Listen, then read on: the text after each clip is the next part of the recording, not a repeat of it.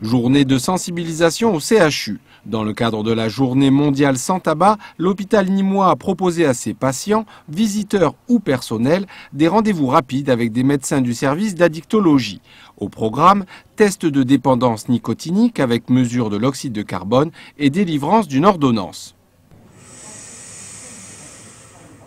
21, c'est 21 quoi? C'est 21 ppm, c'est-à-dire particules par million. Et en gros, quand on a 21, c'est qu'on fume autour de 15, 20, 25 cigarettes. On propose des consultations rapides d'aide au sevrage tabagique, une remise d'ordonnance par un médecin, tabacologue, et donc par la suite, c'est sur 8 à 10 jours, cette ordonnance qui est gratuite.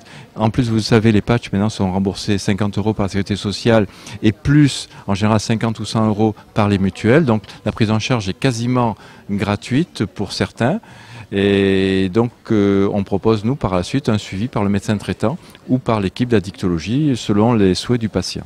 Une prise en charge globale qui comprend un suivi psychologique, diététique et bien sûr médicamenteux.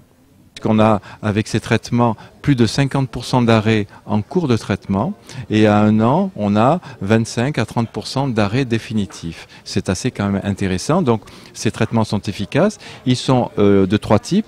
Substituts nicotiniques avec toutes les formes, les patchs, les substituts oraux, même les inhaleurs.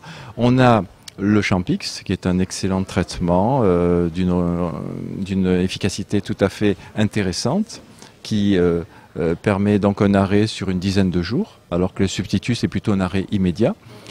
Et également, on propose dans certains cas, en 3e ligne, des médicaments comme le Ziban qui permettent également d'arrêter de fumer, en sachant qu'on a une prise en charge également par TCC. TCC, c'est-à-dire thérapeutique cognitivo-comportementale.